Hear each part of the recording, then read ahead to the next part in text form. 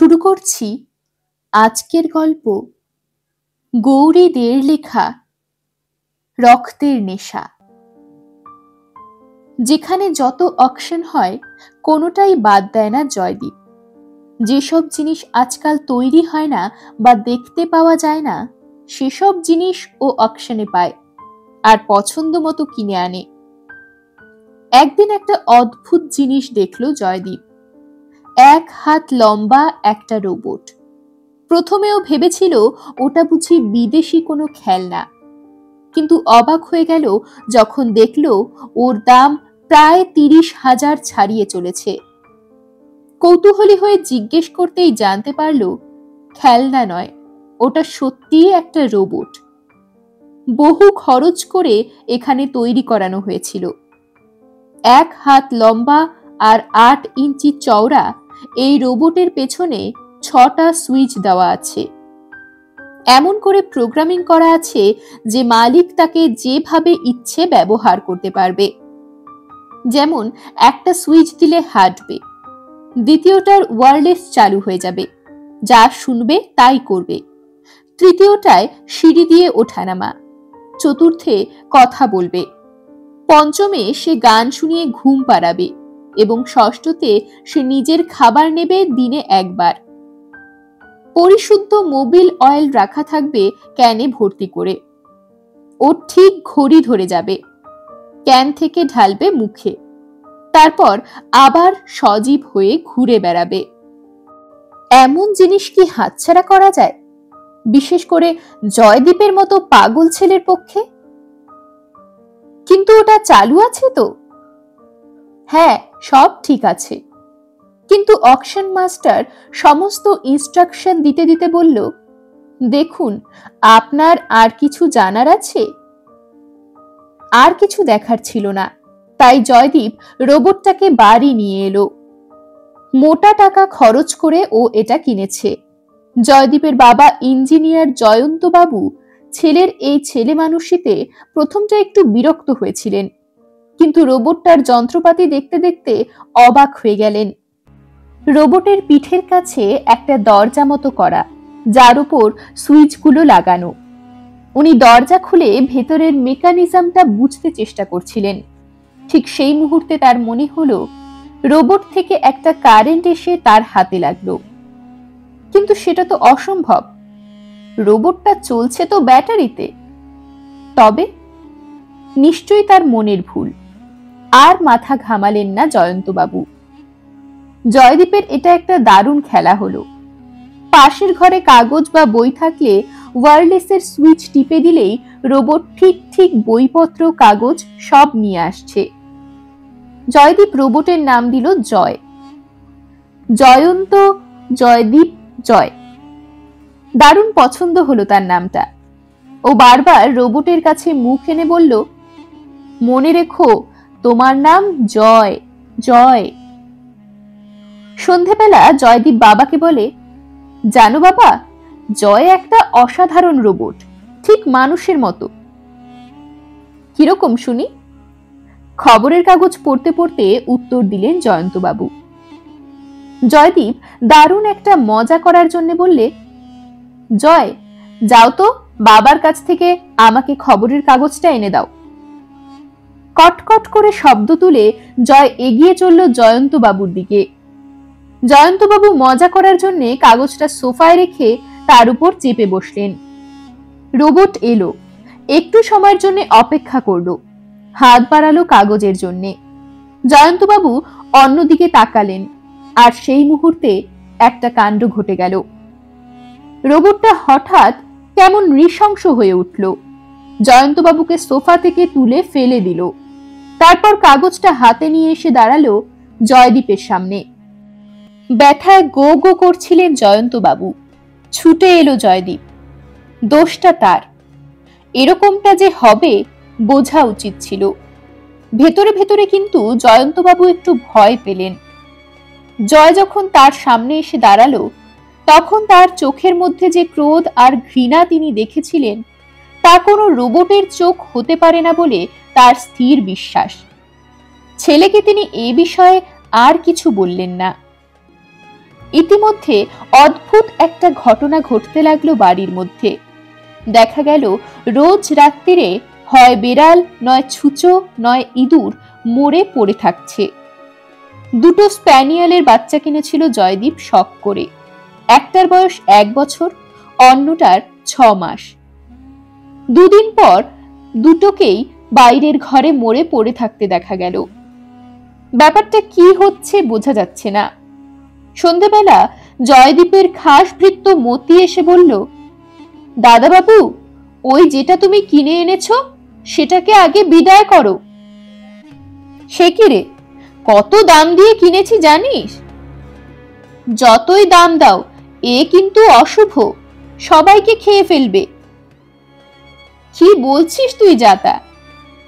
শোনো দাদা বাবু, ও মোবিল খায় না, ও রক্ত খায়। রক্ত? রক্ত পাবে কোথায়? পাবে দাদা বাবু, ও তো জন্তু জানোয়ার মারছে আর রক্ত শুষে নিচ্ছে। যা তা বলছিস আবার। মতি একটু চুপ করে থেকে বলল, দাদা বাবু, তোমাকে আমি আজ দেখাবো। ঠিক রাত 12টার সময় আমি আসব, তুমি রেডি থেকো। 12টা বাজার ঠিক 5 মিনিট আগেই এলো মতি। ঠোঁটে আঙুল দিয়ে ইশারা করলো, চলো। একতলায় সিঁড়ির ঘরের পাশে রাত্রিরে রোবটটা দাঁড় করানো থাকে। শোবার সময় সব সুইচ জয়দীপ অফ করে দেয়। কিন্তু সে কি দেখছে? কোথা থেকে একটা বেড়াল ধরে নিয়ে এলো জয়। তারপর 2 হাতের আসুরিক শক্তি দিয়ে মাথাটা ধর থেকে টেনে ছিঁড়ে নিল। টপ টপ করে রক্ত পড়তে লাগলো। জয় সে রক্ত একটা বোতলে ভরল, তারপর ঢকঢক করে খেয়ে নিল। বমি উঠে আসছিল জয়দীপের। খুব জোর সামলে নিল নিজেকে। এর ঠিক একদিন বাদে দেখা গেল মতি মরে পড়ে আছে, একেবারে ফ্যাকাশে। 1 ফোঁটা রক্ত নেই শরীরে। ডাক্তারবাবু এসে দেখে অবাক, লোকটা এতদিন বেঁচে ছিল কি করে? জয়দীপ জানে এসব কেন হচ্ছে, কে করছে। মতি মারা যেতে সাবধান হয়ে গেল জয়দীপ। পরের দিন ও সোজা চলে গেল অকশনের দোকানে, যেখান থেকে ও রোবটটা কিনেছে। চেপে ধরল মালিককে, বলুন, এই রোবটটা আপনি কোথায় পেয়েছেন? মালিক বলল, ও একজন এসেছিল বিক্রি করতে। জয়দীপ নাছোড়বান্দা বলল, আপনি যদি কিছু জানেন তো বলুন, নয়তো আমি কিন্তু নাম ঠিকানা নিয়ে ঠিক খুঁজে বার করব। মালিক বলল, রোবটটার মালিক ছিল এক সাংঘাতিক ধরনের ক্রিমিনাল। লোকটা অনেক পয়সা করেছিল, তবু টাকার লোভে সে খুন করত। শেষ পর্যন্ত রক্তের নেশায় ও এমন বেপরোয়া হয়ে গেল যে ধরা পড়ে যায়। বহু মার্ডার চার্জ থাকায় লোকটার ফাঁসি হয়। তখন তার পরিবারের লোকেরা এটা আমাকে বিক্রি করতে পাঠায়। জয়দীপ বুঝল রোবটটা আর কারোর ক্ষতি যদি করে সেটা ঠিক হবে না, তার চেয়ে ওটা ধ্বংস করে ফেলা দরকার। কিন্তু কি করে? এ কদিনে একটা জিনিস নিশ্চিত, যে জয়দীপ যে মোবিল রাখে তা কিন্তু রোবটটা খায় না। রাতের বেলা ওর খাবার হচ্ছে রক্ত। বন্ধু মহলে কেউ ওর কথা বিশ্বাস করবে না তা জানে জয়দীপ। তবু রাজেশকে সবকিছু না বলেও পারল না। রাজেশ কিন্তু কথাটা উড়িয়ে দিল না, বলল, আমি জানি তুই বিশ্বাস করবি না, তবু আমি তোকে একবার তার কাছে নিয়ে যেতে চাই। উনি আমাদের গুরু কপালী মায়ের সেবক, কপালী বাবা। তিনি ভবিষ্যৎ অতীত সব দেখতে পান। চল না, দেখা যাক তিনি কি বলেন। কলকাতা থেকে মাইল 15 দূরে মনসাহাট, সেই গ্রামে কপালী মায়ের মন্দির। কপালী বাবা মায়ের সাধক। ওরা যখন পৌঁছল তখন প্রায় সন্ধে 7টা। অসংখ্য ভক্তে গিজগিজ করছে মন্দির। আরতির পর মন্দির একটু ফাঁকা হলো। কপালী বাবা আসনেই বসেছিলেন। রাজেশ গিয়ে সব কথা বলল। চোখ বুজিয়ে কি যেন ভাবলেন কপালী বাবা। তারপর বললেন, তোর বন্ধুকে ডাক। জয়দীপ এলে উনি বললেন, শোন, ওটার মধ্যে ওর মালিকের প্রেতাত্মা ঢুকে বসে আছে। ওর রক্তের নেশা, রক্ত ছাড়া ও আর কিছু জানে না। 3 দিনের মধ্যে ওকে শেষ করতে হবে, না পারলে ও কিন্তু তোমার আর তোমার বাবার প্রাণ নেবার চেষ্টা করবে। কেঁদে ফেলল জয়দীপ। আপনাকে এর একটা বিহিত করতেই হবে। কপালী বাবা বললেন, শোনো, ওকে আগুনে পোড়াতে হবে, তবে যে কোনো আগুন নয়, একটা হোম যজ্ঞ করতে হবে। সোজা কথায় মারণ যজ্ঞ। সেই যজ্ঞের আগুনে ফেলে ওকে ধ্বংস করতে হবে। কাজটা সহজ হবে না, ও কিন্তু বাধা দেবার চেষ্টা করবে, তাতে বিপদ ঘটতে পারে। খুব সাবধান। এত বড় ঝুঁকি তুমি নিতে পারবে তো? নিতেই হবে, বলল জয়দীপ, নয়তো এর চেয়ে অনেক বড় ক্ষতি করে দেবে প্রেতাত্মা। তবে শোনো, আগামীকাল অমাবস্যা, আমি ঠিক রাত 12টার সময় বসবো মায়ের আসনে পুজো করতে। তারপর শুরু করব যজ্ঞ, মারণ যজ্ঞ। তুমি ওকে নিয়ে আসবে, তারপর সব দায়িত্ব আমার। হ্যাঁ, ভালো কথা। এবার বলো দেখি, জিনিসটা কি দিয়ে তৈরি, লোহার না প্লাস্টিক বডি? জয়দীপ বলল, মোটা প্লাস্টিক দিয়ে বডিটা তৈরি, কিন্তু ভেতরে যে যন্ত্রপাতি আছে তার কয়েকটা দেখেছিলাম ছোট ছোট টিন আর স্টিলের পাতে মোড়া। এছাড়াও অসংখ্য তার লাগানো।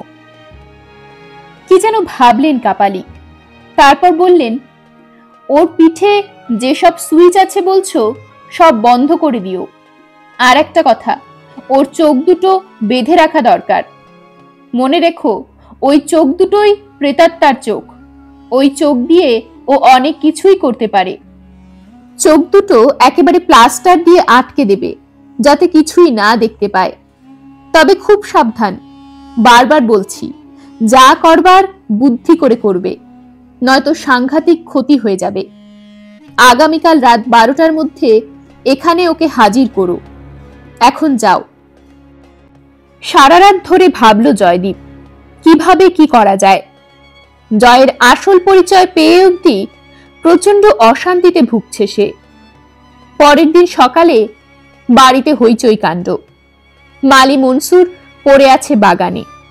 সঙ্গে সঙ্গে ডাক্তার বদ্যির ব্যবস্থা হলো, কিন্তু হলে হবে কি? সেই এক ব্যাপার। তাগড়া জোয়ান লোকটা একেবারে রক্তহীন, হাতের নাড়ির কাছটা এতটা কাটা। ডাক্তারের ধারণা ওই জায়গা দিয়ে ভেন থেকে সব রক্ত বেরিয়ে গেছে। কিন্তু জয়দীপের প্রশ্ন হলো, সে রক্ত বেরিয়ে পড়লো কোথায়? কোথাও তো 1 ফোঁটা রক্ত পড়ে থাকার চিহ্ন নেই। রাত্রিরে খাওয়া দাওয়ার পর ও জয়কে শুনিয়ে শুনিয়ে বলতে লাগলো, উফ, যা গরম পড়েছে, একটু কোথাও বেরিয়ে এলে হয়। জয় চুপ করে দাঁড়িয়ে আছে। জয়ের ওয়ারলেসটা চালিয়ে বলল জয়দীপ, চলো তো জয়, একটু ঘুরে আসি কোথাও। জয় উত্তর দিল, ঘুরে আসি কোথাও? জয়দীপ বলল, একটা মজা করব জয়। এক জায়গায় যাব, ফাঁকা মাঠ, সেখানে তুমি আমার চোখ বেঁধে দেবে, আমি তোমাকে ধরবো, আবার আমি তোমার চোখ বেঁধে দেব, তখন তুমি আমাকে ধরবে। রাজেশ গাড়ি চালাবে। জনহীন ফাঁকা মাঠে শুধু তুমি আর আমি ঘুরবো, মজা হবে দারুণ, চলো।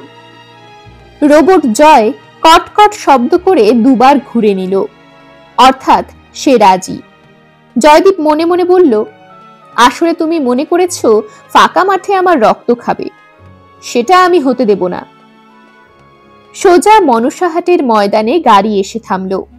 রাজেশ গাড়িতে বসলো, নামলো ওরা দুজন। জয়দীপ বলল, জয়, এসো আগে তুমি, তারপরে আমি। মোটা প্লাস্টার দিয়ে টেনে জয়ের চোখ বেঁধে দিল জয়দীপ। জয় চিৎকার করে উঠল, কি মতলব তোমাদের? রাজেশ দৌড়ে গিয়ে খুব সাবধানে জয়ের পেছনের সুইচ বন্ধ করে দিল। ছিটকে ছিটকে যেতে লাগলো জয়। আর একটু হলে চোট খেয়ে যেত রাজেশ। ওরা সঙ্গে বড় একটা নাইলন দড়ি এনেছিল। খুব ভালো করে বেঁধে ফেললো জয়কে, কিন্তু লক্ষ্য করলো জয় আস্তে আস্তে নাইলনের দড়িও ছিঁড়ে ফেলছে। সামনেই মন্দির। ঠিক সেই মুহূর্তেই মন্দিরের চাতালে দাউ দাউ করে জ্বলে উঠল হোমের আগুন। দূর থেকে ওদের দেখে কাপালিক চেঁচিয়ে উঠলেন, আয় আয়। জয় স্থির হয়ে দাঁড়িয়ে গেল। কাপালিক চেঁচিয়ে বললেন, তোরা ওকে স্পর্শ করিসনি। তারপরেই একটা চেলাকাঠ আগুনের ভেতর থেকে তুলে নিয়ে ছুড়লেন জয়ের দিকে। প্রায় 25-30 ফুট দূরে ছিল জয়। আশ্চর্য, জ্বলন্ত চেলাকাঠটা যেন উড়ে চলল বাতাসে, তারপর গিয়ে আঘাত করলো জয়কে। জয় আচমকা ধাক্কায় পড়ে গেলেও চেলাকাঠটা কিন্তু মেরেই চলল। সব সুইচ বন্ধ, তবু জয় থেমে নেই। চেলাকাঠটা ওকে মারতে মারতে নিয়ে চলল আগুনের দিকে। দূর থেকে দেখছে জয়দীপ আর রাজেশ। কাপালিক এবার হাতের মুঠোয় কি যেন নিলেন, মন্ত্র পড়লেন, তারপর ছুঁড়ে দিলেন জয়ের দিকে। কে যেন জয়কে ছুঁড়ে ফেলে দিল আগুনের ভেতর। দাউ দাউ করে জ্বলে উঠল জয়ের শরীরটা। কান ফাটা একটা চিৎকার শোনা গেল, তার সঙ্গে কাপালিকের স্বর, চলে যা, চলে যা, নয়তো সারা জীবনের মতো আমার চাকর করে রাখবো, কোনোদিন মুক্তি পাবি না, চলে যা। ধীরে ধীরে চিৎকারটা মিলিয়ে যেতে লাগলো। রাজেশ আর জয়দীপকে ডাকলেন কাপালিক। ওরা দেখলো হোমকুণ্ডের ভেতর জয়ের মোটা প্লাস্টিক শীটের শরীরটা গলে গলে পড়ছে। সবচেয়ে আশ্চর্যের ব্যাপার, গলা বস্তুটা টক টক করছে রক্তের মতো লাল। এরকমই আরো সব গল্প পেতে চ্যানেলটিকে সাবস্ক্রাইব করে দেবেন। আর গল্পটি যদি ভালো লেগে থাকে তাহলে লাইক, শেয়ার আর কমেন্ট করে দেবেন।